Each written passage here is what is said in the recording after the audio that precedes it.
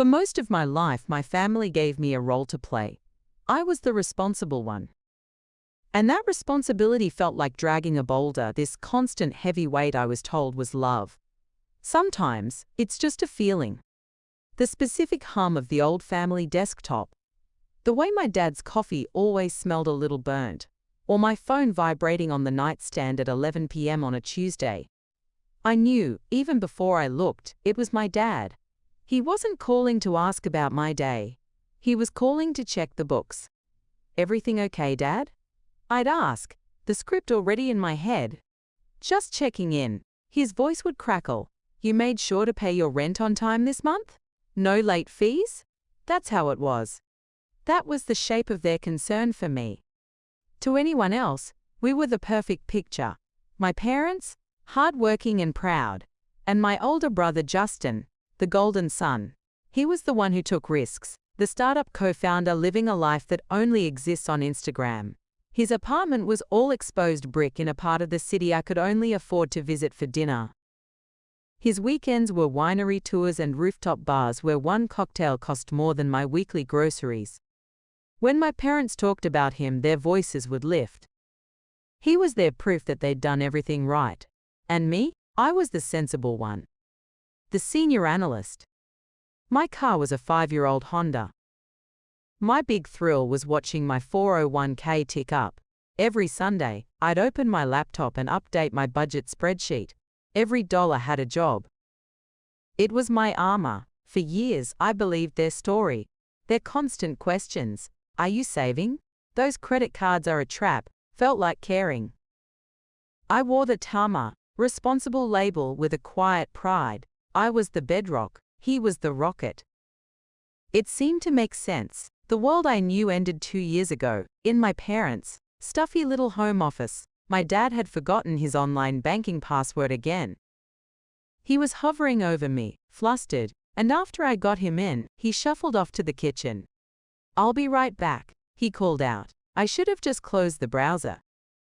God, I wish I had, but the cursor was hovering over the main account page, and I saw it, a line item that didn't fit, a recurring monthly transfer. The description was sterile. Support. The amount was $3,500. My heart didn't just go cold. It felt like it seized up in my chest. I couldn't breathe. It was a physical punch. I clicked on it, my hand shaking on the mouse. A history loaded, a long, damning list stretching back for years. $3,500 every single month. And there was more. Car lease for $850. A lump sum of $5,000 for dental. Another for $15,000 marked investment. This wasn't a loan.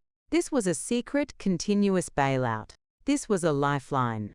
I looked through the window at my dad's truck in the driveway, a 10-year-old Ford with rust creeping over the wheel well. This was the same man who lectured me about the dangers of a $5 latte.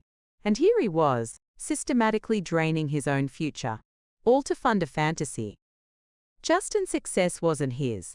They were paying for it with their retirement, with their security, with their own lives.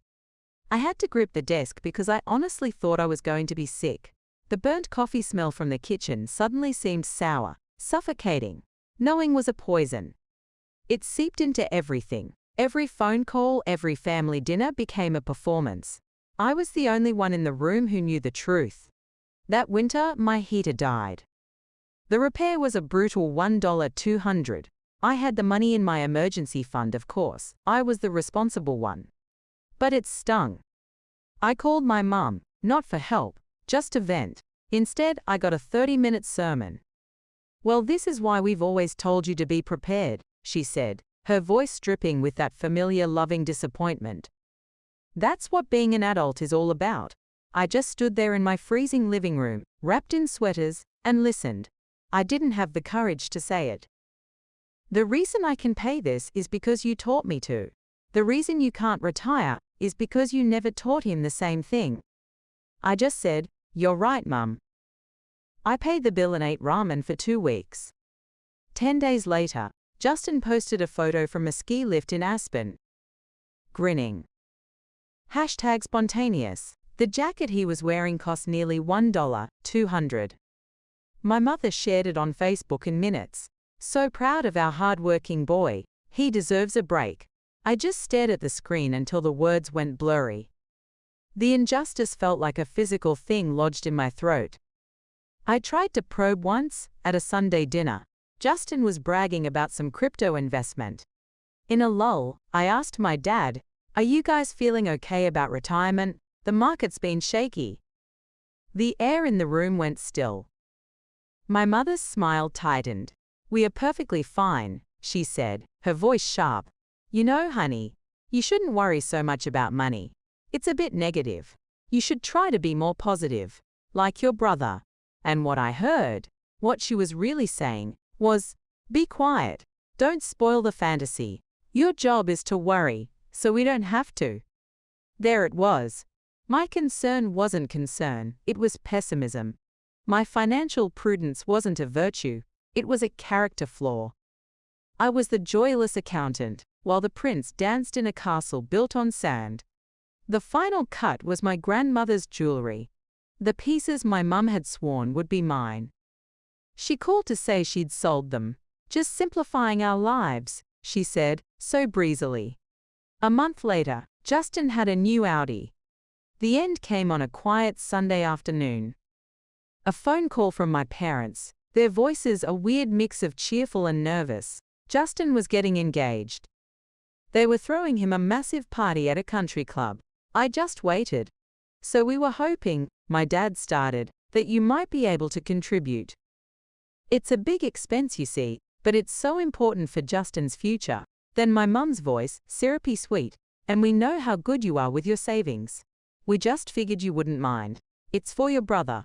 I was sitting at my kitchen table, my own budget spreadsheet glowing on my laptop. The neat little columns, each one a sacrifice, a skipped vacation, a packed lunch. They weren't seeing their daughter, they were seeing their last untapped resource. He had drained their well, and now they were coming for mine. And in that moment, something in me went quiet. It was a cold, quiet feeling. The calm before you burn it all down. "How much?" I asked. My voice was flat. "Empty. $10,000, my dad said. "For the venue deposit." I didn't say no. Not on the phone. I said, "Let's all have dinner. My treat. We need to talk." I chose the steakhouse they only went to for Justin's birthday. I let them order the expensive wine. I let them talk about the guest list, about the illusion they were so desperate to sell. Justin was beaming, talking about starting his life, completely oblivious. I just watched them. And it was strange. I felt like I was watching a table of strangers. When the entrees arrived, I slid a manila folder across the table. "What's this?" my mum asked. "My contribution," I said. Justin laughed. "You brought a check to a steakhouse? Open it." She did. Inside wasn't a check. It was their bank statements. I had logged in one last time and printed everything. 3 years of A support. The wire transfer for the Audi. The Zelle payments for his designer clothes. And on the final page, their retirement account balance. I had highlighted it in a thick, brutal yellow line. The happy chatter of the restaurant just faded away. Justin's smug face dissolved, first into confusion, then a dark red fury. My mother's hand flew to her mouth, tears welling in her eyes, but she was silent. My father, he just stared at the papers, and all the color drained from his face. He looked 100 years old. I looked right at them. My voice was perfectly level. It didn't shake. It just cut. "I will not be giving you $10,000, I said. "Because you don't have a son who needs an engagement party. You have a 32-year-old dependent. You're not investors in his success. You're the ones who never let him grow up. You built him a gilded cage and called it a head start." I turned to Justin. "You're not a self-made man. You're living a life that isn't yours, paid for by a future that doesn't belong to them anymore." His face was a mask of rage.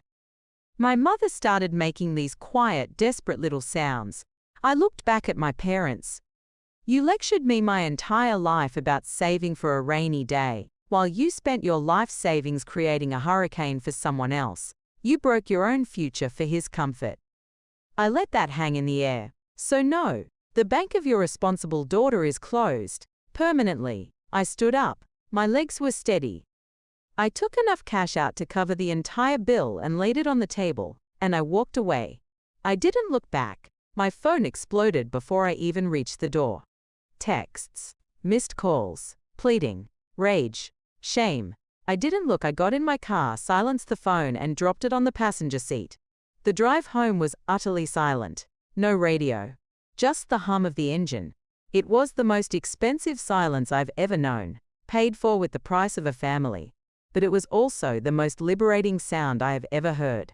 I had lost them, but in that quiet, empty car for the first time, I felt like I had finally bought back myself. What's the one detail about my parents or my brother that you'd want to ask me right now?